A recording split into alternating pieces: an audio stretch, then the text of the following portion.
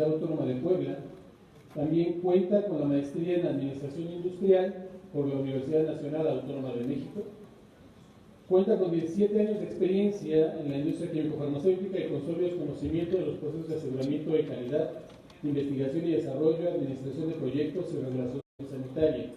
Desde 2011 está a cargo de los procesos de licenciamiento y certificación de buenas prácticas de fabricación de establecimientos dedicados a la fabricación de insumos para la salud, almacenes, farmacias, droguerías y centros de mezclas, liberación de productos biológicos, vacunas y hemoderivados.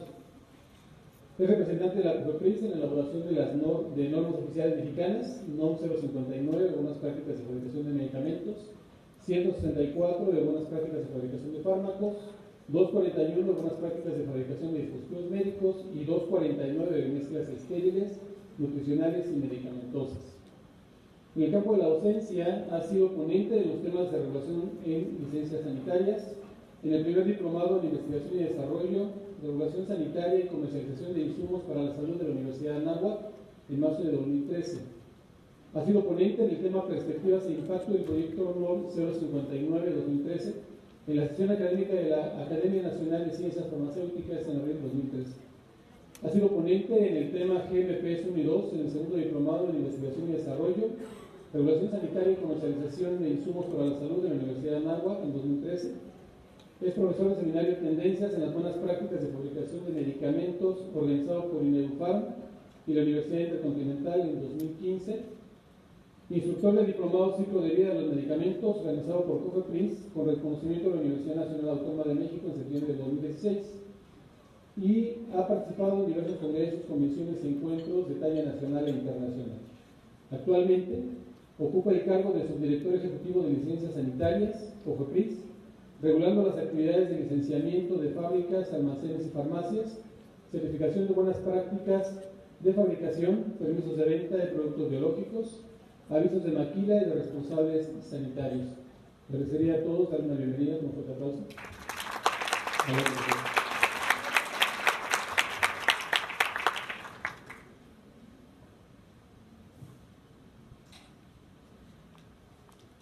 Gracias, buenas tardes a todos. Gracias por la presentación y gracias por la invitación a Califarma. Bueno, vamos a ver un proyecto de modificación. Lo que les voy a presentar hoy es la propuesta. Todavía no es el proyecto de modificación, todavía falta que se apruebe en el comité consultivo. Entonces, todavía nos falta. Al final veremos en qué etapa del proceso de normalización estamos. Como ya la mayoría se quiere comer, entonces vamos a hacer esto más ágil. ¿Okay? Entonces, vamos a hacer por votación. Si ganan los que se quieren ir a comer, damos por terminar. ¿Sí? No me lo permiten, si no, sí hacía la votación. Muy bien. El proyecto de modificación actualmente está en propuesta. Ustedes saben que lo trabajamos el año pasado. Este año hemos trabajado poco en él después del terremoto de septiembre.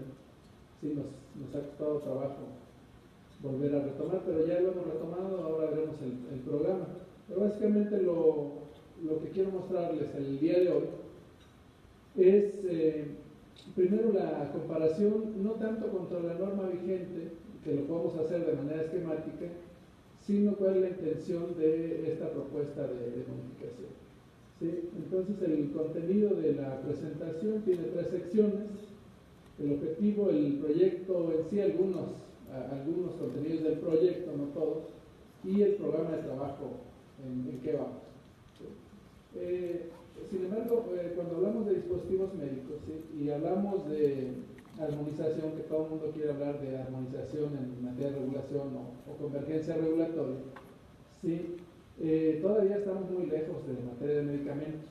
Esa es una realidad. O sea, en materia de medicamentos hay un acuerdo mucho más extenso, ¿sí? Y por eso encontramos guías de buenas prácticas muy parecidas en las regulaciones de más alto estándar, como FDA en Europa, ¿sí? Ahora que estamos en TICSA, son muy parecidas la guía de buenas prácticas en la parte 1 y en la parte 2, la de medicamentos y la de principios activos. Bueno, somos muy equivalentes, o sea, tenemos equivalencias de manera general si lo ponemos por porcentaje, arriba del 90%. Sin embargo, en dispositivos médicos, dada la diversidad y la complejidad tan diversa, ha sido muy complicado. Entonces, por eso ahora estamos intentando ingresar nosotros a foros como el IMDRF, ¿sí? y poder incluirnos en el programa ENVISAP, que es un programa de auditoría. Entonces, sin embargo, ¿sí? Cuando hablamos de normas de buenas prácticas, también no encontramos muchas normas de buenas prácticas como tal, ¿no? de dispositivos médicos. Y entonces, en México tenemos un requisito de ley, está en el reglamento, de cumplimiento a las buenas prácticas de fabricación. Entonces, estamos tratando de generar una norma que tenga requisitos equivalentes, ¿sí? Y a partir de estos requisitos equivalentes, tratar de normar los procesos de fabricación y de esta manera los establecimientos. Entonces, hemos visto en esta revisión que ha sido un tanto complicado incluir toda esta diversidad de procesos y de productos, y por eso hemos tratado de agruparlos. Entonces, el objetivo de la presentación es dar a conocer el proyecto de modificación, que es una propuesta, y sus principales cambios con respecto a la norma vigente, que es de 2012, hace más de 5 años ya. Este es un cuadro comparativo, realmente muy esquemático.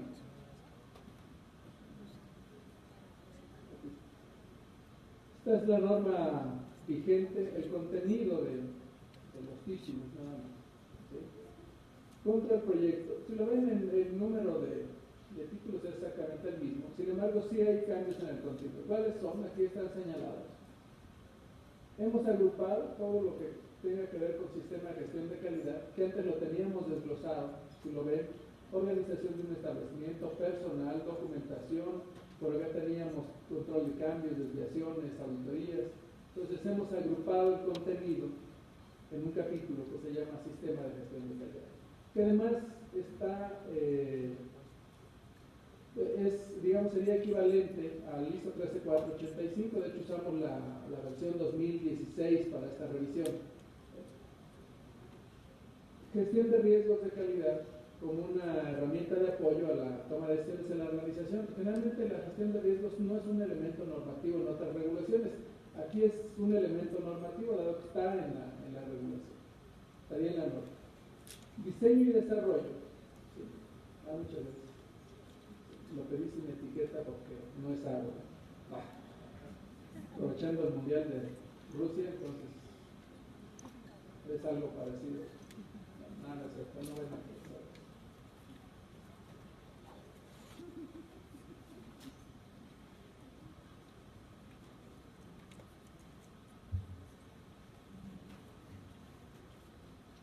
Diseño y desarrollo. Diseño y desarrollo está en la ISO 13485, sin embargo la norma mexicana no lo contemplaba. En la revisión que hicimos el año pasado, ¿sí? Y cuando revisamos los requisitos del programa ENVISAP, ¿sí? Encontramos que había diseño y desarrollo, que es una parte opcional que se puede certificar, y hemos decidido incluirlo también como algo opcional que los establecimientos puedan certificarse en estas etapas. ¿Sí? Sistemas de fabricación, ¿sí? Este es un desarrollo, particularmente este capítulo, enfocado a procesos y productos. ¿Sí? Aquí es donde hemos agrupado, ahorita veremos cómo los hemos agrupado, tratando de incluir toda la diversidad. Seguramente hay algunos que nos faltan. La semana pasada nos hicieron una consulta de si requería o no registro un sistema para detección para diagnóstico a través del aliento. Bueno, pues empezamos a ver que también la norma tiene que ser más amplia, ¿no? Porque si no la tendríamos que estar cambiando muy seguido. Sí, actividades subcontratadas que antes no venía acá, pero venía como contenido de un capítulo. Ahora tenemos un capítulo completo de actividades subcontratadas. ¿Sí? Y buenas prácticas de almacenamiento y distribución. Esto sobre todo pensando en el tema de que los dispositivos médicos, un gran segmento del mercado es importación. ¿Sí? Y dentro de esto había o hay una percepción errónea de que estos establecimientos no están bajo vigilancia sanitaria, porque nada más deben presentar aviso de funcionamiento. Sin embargo, necesitan reglas también, y aquí están las reglas para, a pesar de que presenten solo aviso de funcionamiento, hay reglas para su funcionamiento, ¿sí? Y lo que pensamos saber es que hay un gran incremento de solicitudes, pero enorme, de avisos de funcionamiento de almacenes de este tipo de insumos, pero no sabemos cómo se están controlando. Entonces, aquí hay reglas de buenas prácticas de almacenamiento y distribución, que finalmente la ley los contempla como insumos para la salud, ¿sí? Sin embargo, ustedes saben, ha evolucionado la regulación. Inicialmente comenzamos regulándolos con las reglas de medicamentos, ¿no? Que se distorsionaba un poco. Entonces, estos son las modificaciones más relevantes. Ahora, en la ISO 13485, y se los puse aquí el contenido, está a propósito nada más de que el contenido de 2 capítulos. ¿Por qué?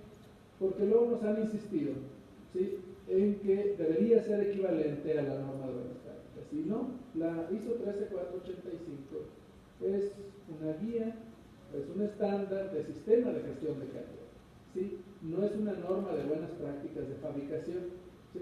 ¿Qué es lo que no incluye? Inclusive el mismo alcance de la guía dice que además se deben incluir los requisitos regulatorios del país, ¿sí? Entonces, ¿qué es lo que no teníamos incluido? Bueno, diseño y desarrollo, que ahora lo hemos incluido, ¿sí?, como una opción para certificarse, pero por ejemplo no tenemos incluido en la norma actividades de instalación y actividades de servicio, ¿sí?, que tal vez deberíamos revisarlo antes de emitir la versión final. Finalmente pasará por una consulta pública y ahí podríamos incluirlo, que no lo tenemos como tal, ya lo revisamos. ¿Sí? También propiedad del cliente, que tiene que ver con cuestiones de propiedad intelectual, eso tampoco está incluido. En general, todo el demás contenido está incluido en la norma. Es decir, hicimos una revisión y prácticamente está ahí. Sin embargo, esto es lo que quiero mostrarles aquí, es que ¿sí?, es un estándar para un sistema de gestión de calidad que, por supuesto, incluye cuestiones de proceso, pero dice que debe desarrollarse acorde a los requisitos regulatorios del país o del producto del que se trata, ¿no? Entonces, incluso aquí puse una parte del alcance de esta guía, ¿sí?, es de cumplir con los requerimientos regulatorios del cliente y los aplicables regulatorios, ¿no? Y el alcance está a todo el ciclo de vida. Algo que no incluíamos era diseño y desarrollo, pero tampoco a actividades asociadas como soporte técnico. Entonces, tenemos cierta equivalencia, podemos decir que tenemos cierta convergencia con esta, pero no podríamos considerarla como que los establecimientos mexicanos, ¿sí?, los de carácter nacional que se acrediten en esta guía, puedan evitar la certificación o la vigilancia sanitaria con la norma 241. ¿Sí? ¿Qué tenemos como actualización y mejoras? Pensamos en este proyecto de modificación, bueno, cambios en la redacción que faciliten la comprensión y evitan la ambigüedad, ¿sí? Teníamos mucho contenido genérico en la versión 2012, ¿sí?, era la primera versión de la norma, me parece que en ese momento era necesario así. Reorganizamos los capítulos, como ya les dijimos, el tema del sistema de gestión de calidad es uno de los más visibles. Desglosamos temas específicos como gestión de riesgos, diseño y desarrollo, ¿sí?, buenas prácticas de almacenamiento y distribución, actividades subcontratadas, laboratorio de control de calidad, ¿sí?, y desglosamos requisitos para líneas de fabricación específicas, ¿sí?, que me parece que este puede ser el desglose de las líneas de fabricación a través del capítulo de sistemas de fabricación, puede ser una de las aportaciones para nuestros usuarios, nacionales o internacionales, de tener reglas por tipos de proceso y agrupar, ¿sí?, que luego cuesta determinar cuáles son. Ahora, el objetivo de este proyecto de modificación, tal y como está escrito en la propuesta, es establecer los requisitos para los procesos de diseño y desarrollo. Incluimos diseño, desarrollo, fabricación, almacenamiento y distribución de dispositivos médicos con base a su nivel de riesgo. Entonces, si se dan cuenta, no incluimos instalación y servicio, ¿sí? Sin embargo, es algo que podríamos todavía revisar. Algunos fabricantes dan instalación y servicio, y podríamos ver la posibilidad de incluir. Entonces, en la versión vigente, ¿sí? Como decía que solo los dispositivos que se comercializan, entonces había la creencia de que establecimientos que fabrican en teoría solo para exportación no estaban sujetos a la norma. Sin embargo, la ley dice que todos los fabricantes de dispositivos médicos, ya ven que no existe la palabra dispositivos en la ley, dice todos los fabricantes de otros insumos para la salud, ¿sí? Están sujetos al control sanitario de acuerdo a las normas que se emitan para tal fin. Entonces, por supuesto que no solo es a los que se comercializan, sino la propia fabricación está sujeta a la vigilancia sanitaria y al control sanitario. Entonces, el sistema de gestión de calidad, ¿sí? Tiene un grado de equivalencia mayor, el que pusimos en la norma, a la ISO 13485. Eso es correcto, ¿sí? Por lo tanto, ¿sí? Lo que hemos establecido y hemos anotado en la norma, y si está en la norma, pues es que los establecimientos que cuenten con certificación bajo el estándar ISO 13485, en la evaluación de la conformidad se reconocerá como equivalente a los requisitos establecidos en el apartado 6 de esta norma, que es el de sistema de gestión de calidad. Por lo que las inspecciones, estas inspecciones se efectuarán bajo un enfoque reducido, exceptuando este apartado. ¿Sí? Básicamente, tal vez lo que podríamos redactar nuevamente esto, exceptuando esta apartado, en realidad no se puede hacer una inspección sin pasar por sistema de gestión de calidad, ¿sí? Eso es cierto, pero sí podemos planear inspecciones reducidas, enfocadas a procesos. Eso sí se puede hacer, generalmente durarán menos tiempo. Entonces, aquellos establecimientos que se certifiquen o se hayan certificado en la ISO 13485 vigente, que en este caso sería la 2016, sí podrían tener la ventaja de inspecciones reducidas, ¿sí? Puesto en la norma, ¿sí? Porque decían, bueno, ¿qué ventaja tiene acreditarme en el estándar ISO 13485? Bueno, la norma dice que tiene una ventaja, ¿sí? El proyecto de modificación tiene este contenido de sistema de gestión de calidad. Si se dan cuenta, perdón, estoy jugando. Si se dan cuenta, este capítulo tiene todo lo que prácticamente trae la ISO 13485 como sistema de gestión de calidad, excepto realización de producto, ¿sí? y diseño y desarrollo, que están en otros capítulos. Aquí la realización de producto es lo que encontramos como parte de sistemas de fabricación. Gestión de riesgos de calidad pasa a ser un elemento normativo. Ya venía en la norma anterior manifestado como análisis de riesgos, ¿no? Que no era un término correcto. Dice la norma 241 tendrá como referencia el estándar internacional ISO 14971, ¿sí? Que este es el estándar que vamos a utilizar para dispositivos médicos. Sin embargo, la propia norma no establece que sea el único estándar. La norma lo que dice es que la metodología para la gestión de riesgos en los sistemas, operaciones y procesos deberán estar sustentados en herramientas de análisis comprobadas. Sí, realmente la usamos como referencia la 14971, pero no es el único estándar que nosotros hemos considerado, ¿sí? Para hacer seguimiento. Diseño y desarrollo, de aquí sí lo tomamos, es equivalente al capítulo de la ISO 13485. Esto será voluntario, ¿sí? Es decir, aquellos que hagan diseño y desarrollo y quieran certificar sus procesos, ¿sí? Podrán hacerlo manifestándolo desde su solicitud. Este es el contenido de diseño y desarrollo, que lo pueden ver, es totalmente equivalente a lo que tiene la ISO 13485. ¿Sí? En instalaciones y equipo, ¿sí? Que digamos que las modificaciones más grandes tienen que ver, bueno, primero cómo determinar cuáles son los requisitos que debe cumplir la instalación, fundamentada en una valoración de riesgos.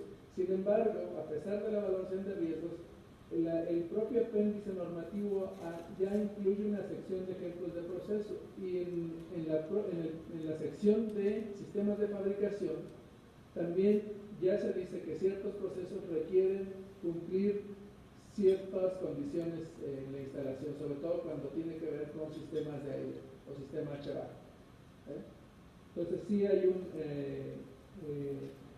cambio en el apéndice, trae ejemplos. Los ejemplos nos han ayudado desde la primera versión de la norma 059 en el apéndice normativo, ¿sí?, que es la 93, versión 98, ¿sí?, pero nos han ayudado como guía, ¿sí? Ya nos dicen, oye, si tu proceso que llevas a cabo, el tipo de producto es este, bueno, las condiciones de la instalación son estas, ¿sí? Algo que no decía la versión 2012 y que daba pie a muchas interpretaciones, y algunos, después de un análisis de riesgo, determinaban que requerían solo un área gris, ¿sí?, y algunos determinaban que requerían un área clasificada con aire ISO 8. Entonces había una gran discrepancia entre áreas grises y áreas ISO 8. Entonces esto nos ayuda a homologar los criterios, ¿sí? Requerimientos de calificación y validación, particularmente para el tema de los formulados, vamos a dejar los requisitos equivalentes a la etapa de calificación de proceso, básicamente. Ustedes saben, en medicamentos ahora el nuevo enfoque de validación está en 3 etapas, ¿sí? La tercera etapa es la verificación continua. Aquí en dispositivos para formulados solo hemos dejado la etapa de calificación de proceso como validación. Voy a apagar mi teléfono porque alguien quiere comunicarse.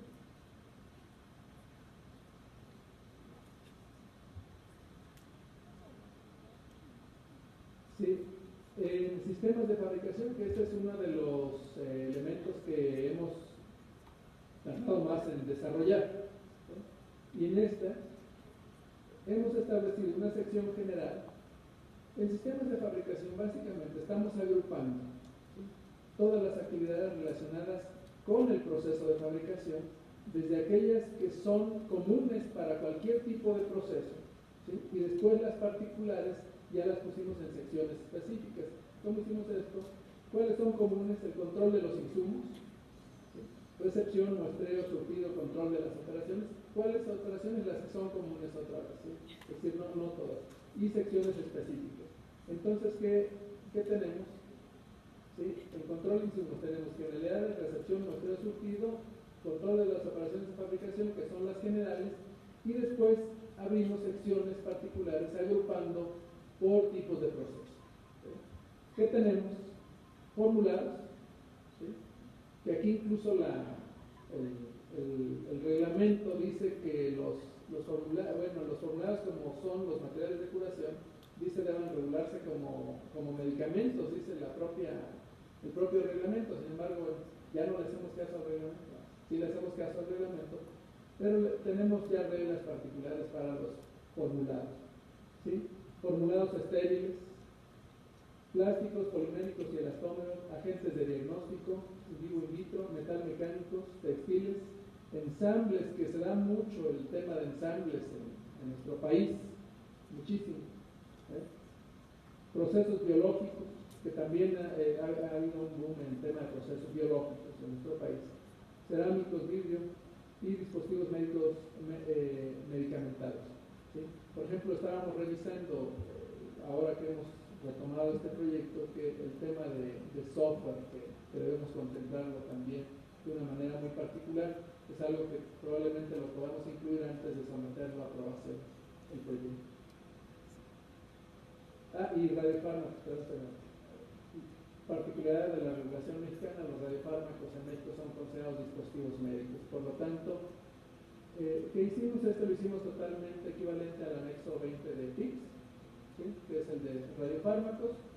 Las reglas son totalmente las que vienen, las que tenemos en la guía de TICS para radiofármacos, diferente a otras regulaciones que los consideran dentro de la regulación de medicamentos. Entonces, cada sistema de fabricación incluye.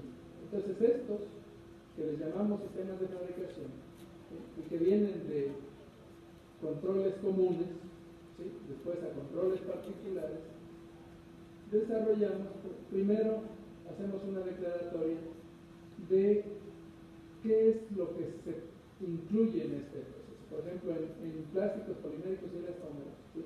Dice, incluimos entre otros extrusión, inyección, moldeo formado por inmersión, ¿sí? Y qué tipos de dispositivos médicos estarían considerados en esta sección. Entonces hablamos guantes, bolsas, ondas, condones, perilla para expresión, es decir, damos ejemplos que claramente decimos que son enunciativos y no son limitativos porque no se pueden incluir siempre a todos los productos, ¿sí? Entonces, esto nos debe ayudar, o les debe ayudar también a ustedes, a identificar cuáles son los requisitos que debo cumplir. Esta es la idea de desarrollar estas secciones, ¿sí? Y también les decimos cuáles son las reglas particulares para este tipo de procesos, ¿sí? Por ejemplo, aquí en elastómeros poliméricos y elastómeros, sí, dice, para la aprobación de las materias primas lote a lote. Por ejemplo, estos, ¿sí? Si en control de insumos dice que debemos muestrear, ¿sí? Y analizar los materiales, entonces ¿cómo debería interpretarse para plásticos poliméricos y elastómeros? En teoría debería yo analizar cada vez, ¿sí? Que recibo un insumo, ¿sí? Sin embargo, esto trae una complicación muy grande. Entonces lo que decimos es, dice, podrán eximir la ejecución de pruebas como composición en por ciento de los materiales, resistencia a la corrosión, inyección sistémica y reactividad de infractante. ¿Y qué decimos aquí? Que hay que calificar al proveedor, ¿sí? Y hay que tener caracterizada esa materia prima con al menos 3 análisis de esto, ¿sí? Y entonces podríamos eximirlos de ese análisis lote. ¿Qué significa? Que todos tienen que hacer esto antes de, ¿sí? Porque si no, pues nadie va a aventarse a analizar, ¿sí? Este tipo de materiales cada vez que reciba un lote de este material, ¿no? Entonces, pero esto es a lo que nos ayuda. Esto no venía en la versión vigente y nos causaba una complicación, y entonces cuando llegábamos a la sección de control de insumos les decíamos, bueno, y estás analizando tus materiales tus materias primas, decían, bueno, estoy haciendo inspección, pero inspección y análisis es distinto, ¿sí? Entonces teníamos esta complicación. También para cierto tipo de pruebas como la reactividad intracutánea, ¿no? Ahora, por ejemplo, cuando el dispositivo médico requiere la característica de esterilidad, entonces le decimos que el proceso de moldeado formado deberá contar con clase de ISO 8, ¿sí? Para control de la biocarga. Entonces ya le decimos que estas son características específicas de la instalación, ¿sí? Entonces esto luego estaba sujeto a interpretación y encontrábamos, les digo, desde el que los hacía en área gris hasta el que sí los hacía en área ISO 8, ¿no? Entonces en todo el rango. Y esto además, el ISO 8 trae monitoreo ambiental también, controles para las condiciones de monitoreo.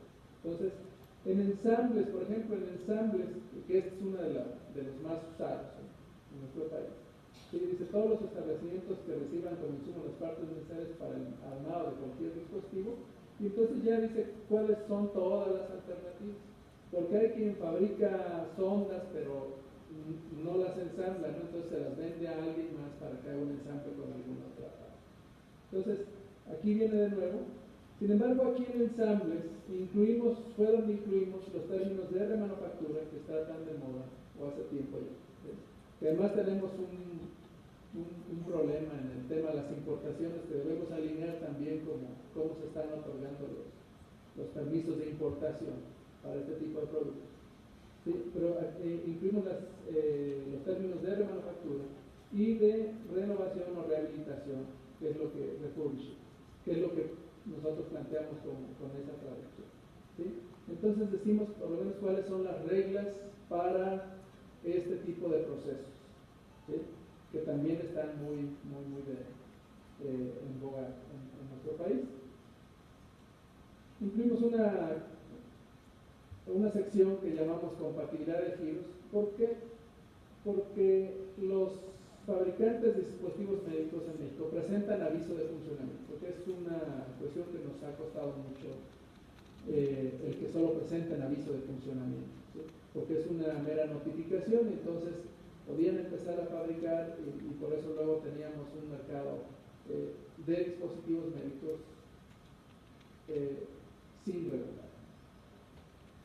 En esta sección incluimos que se pueden fabricar productos distintos a dispositivos, sí se puede.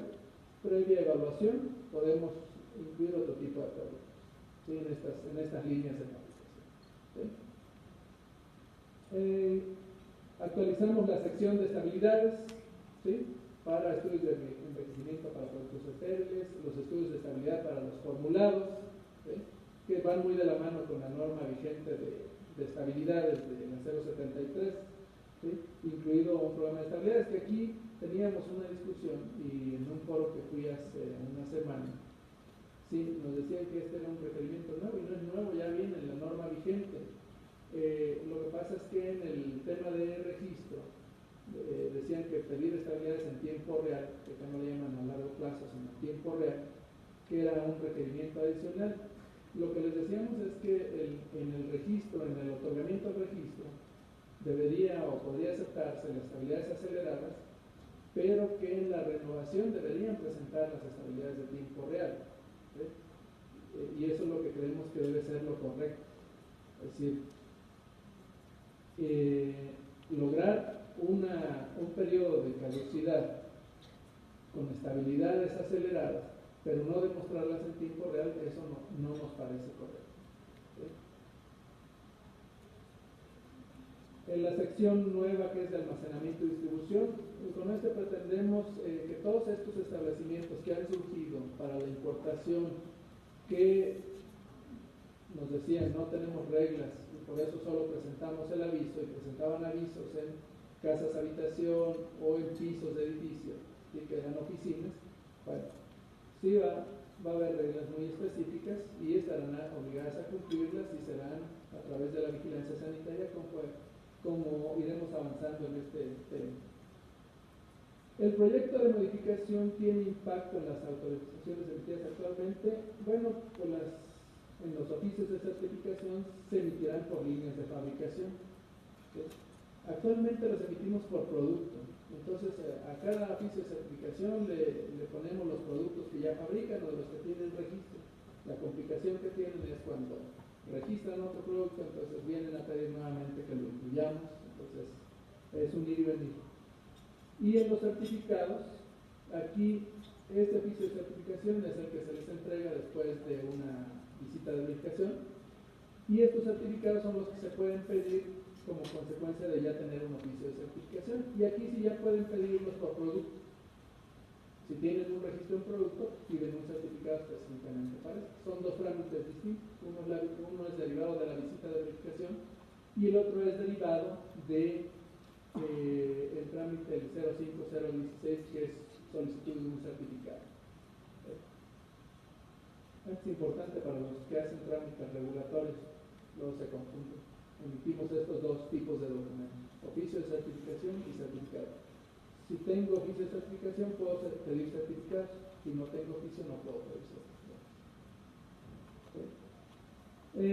Impacto en la evaluación de la conformidad de productos desregulados. Ustedes saben, hubo decretos que se publicaron en el diario oficial el 31 de diciembre de 2011 y el 22 de diciembre de 2014. No requieren cumplir la evaluación de la conformidad de esta norma. ¿Por qué lo estamos poniendo en la norma? Porque hay una cantidad enorme de consultas diciéndonos, preguntándonos que si requieren certificado.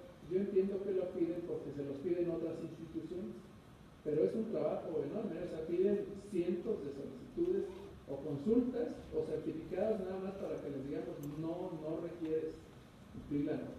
Entonces, aquí en la norma va a traer una sección donde dice que específicamente estos productos desregulados, porque ahí mismo dice que ya no se consideran insumos para la salud, entonces, por tanto, no requieren cumplir la evaluación de la conformidad de esta norma.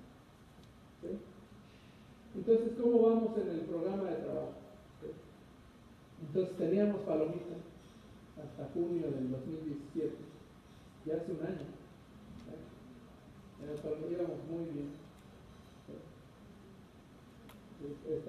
Yo solo me la digo, íbamos muy bien. Está como cuando me pregunta a la mamá de mi hijo si mi hijo comió bien y él solo contesta, comió muy bien. Pero es sobre mi teléfono. Es una autorrespuesta, íbamos muy bien.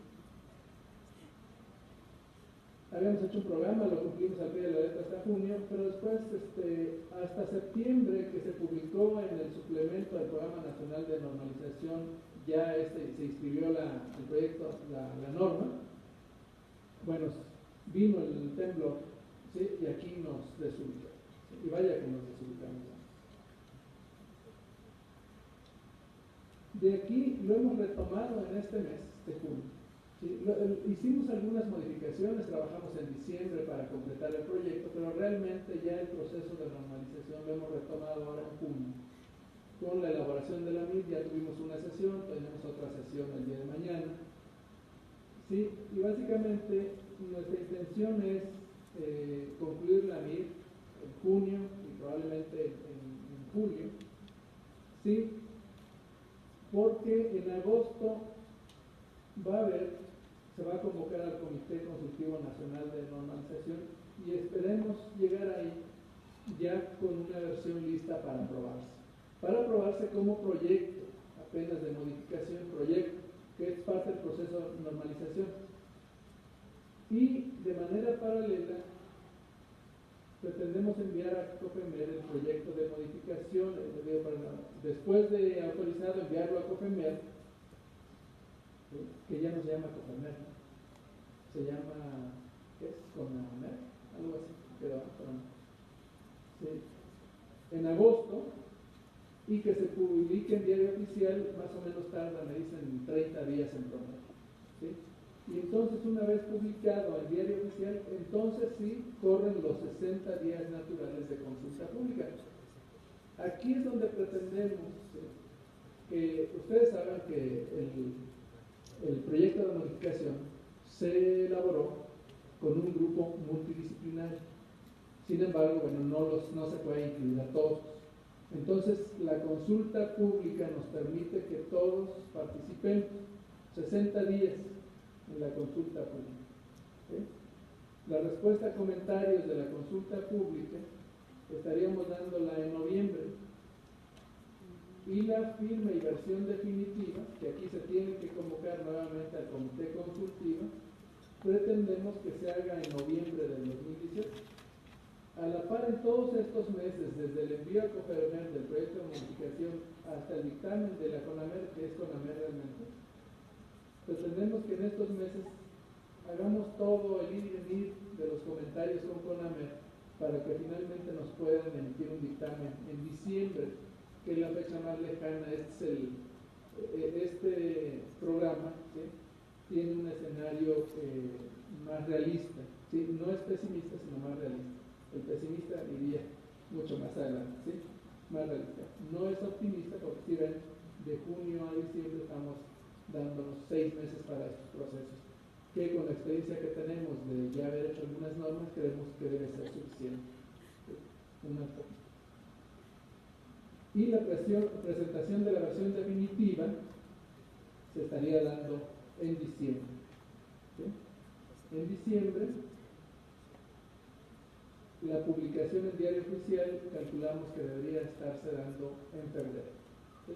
Y a partir de febrero, si ustedes cuentan, generalmente estamos poniendo 180 días de transitorio para su entrada en vigor. Estamos pensando que en agosto del año que entra deberíamos tener una norma oficial mexicana vigente y con entrada en vigor de nosotros. Entonces aquí les digo el gran retraso. Realmente sí es el temblor. Nosotros prácticamente retomamos la normalidad en marzo, ¿sí? Y de ahí bueno, tuvimos que retomar muchísimas cosas. Pero pensamos que con la experiencia que tenemos en procesos de normalización podemos llegar a estas fechas. ¿Sí?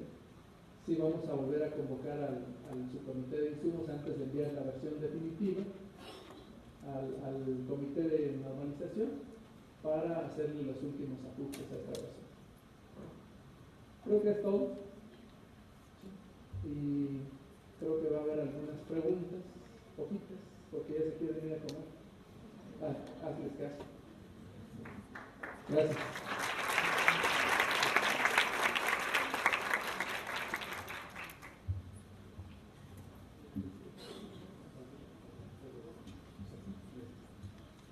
Pues muchas gracias, Químico. Abrimos la sesión para algunas preguntas. No sé si... Adelante, por favor. Muchas gracias por la presentación. Yo creo que como COFEPRIS da un marco, una visión sobre la norma. Es muy importante para la industria saber cuáles son los siguientes pasos, porque si bien era muy cierto, el tema del temblor hizo que los trabajos quedaran un poco detenidos. En ese contexto yo tengo una duda: ¿qué hay de cierto? Y eso, ¿qué hay de cierto? Si lo digo, para las industrias que somos distribuidores, que haya también un certificado por parte de la autoridad para la distribución.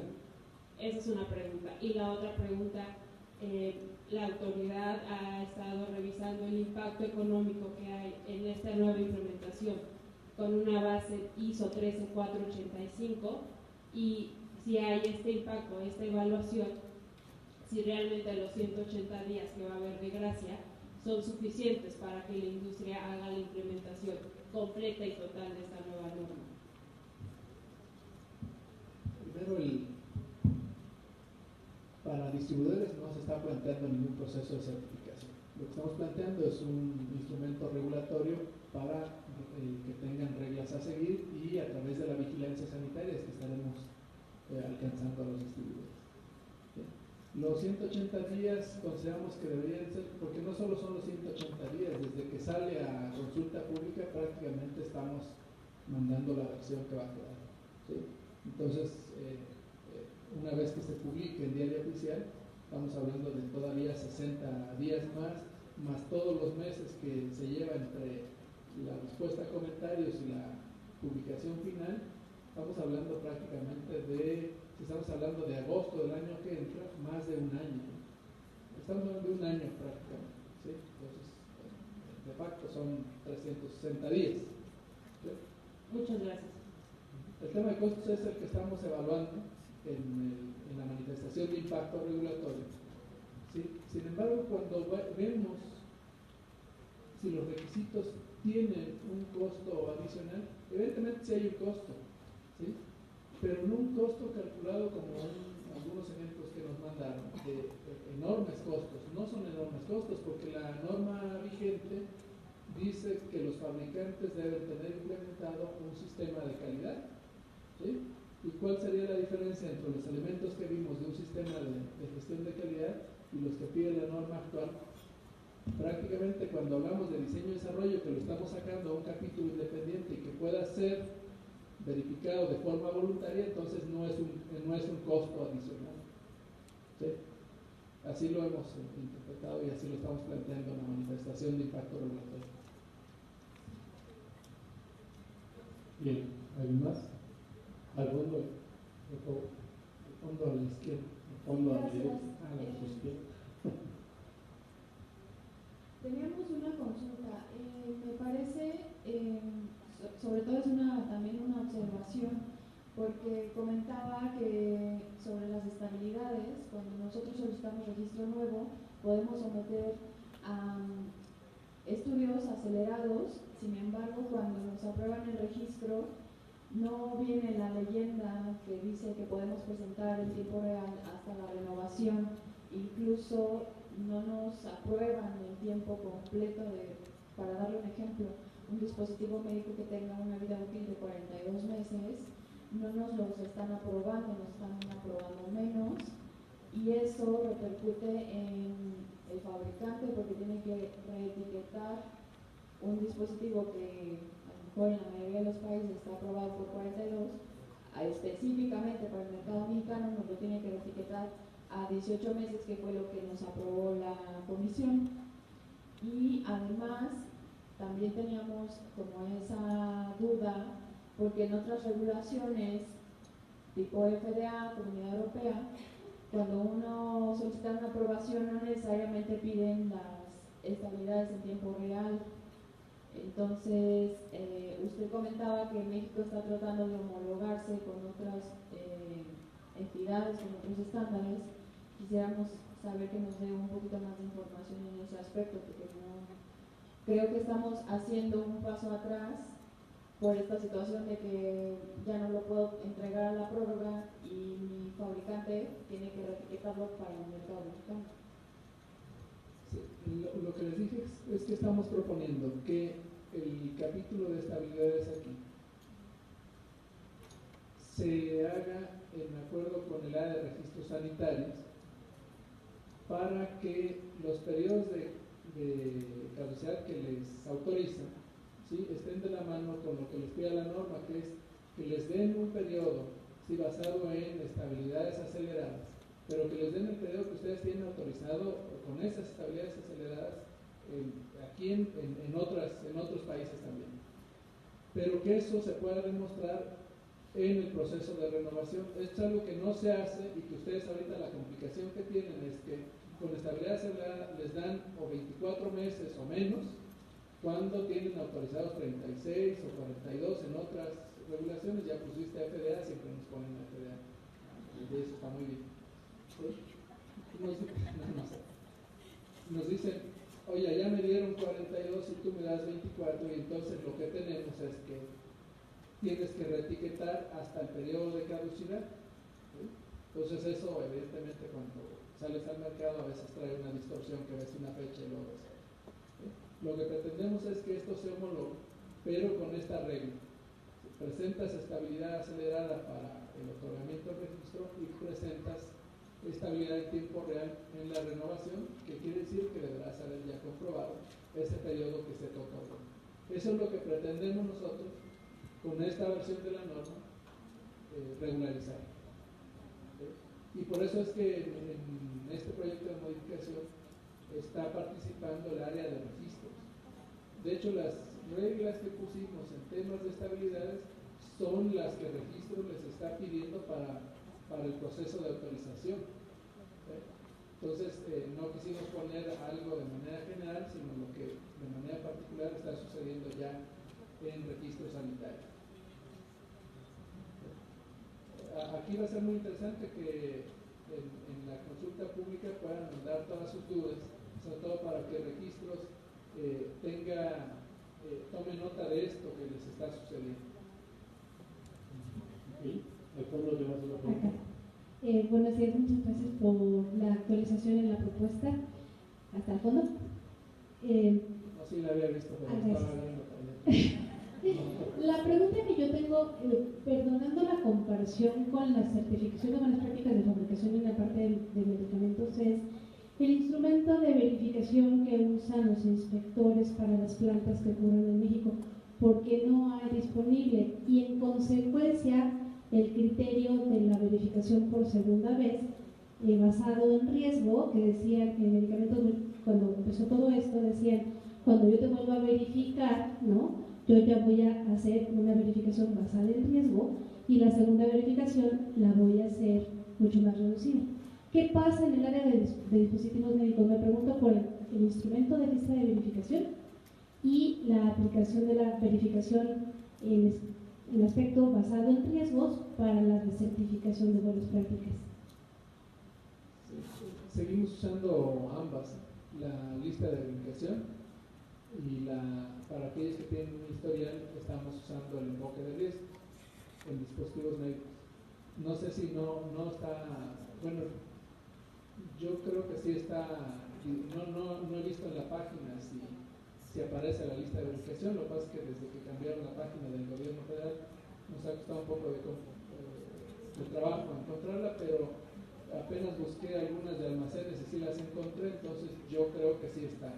No le puedo decir que sí están porque no las he buscado, pero he buscado algunos otros instrumentos.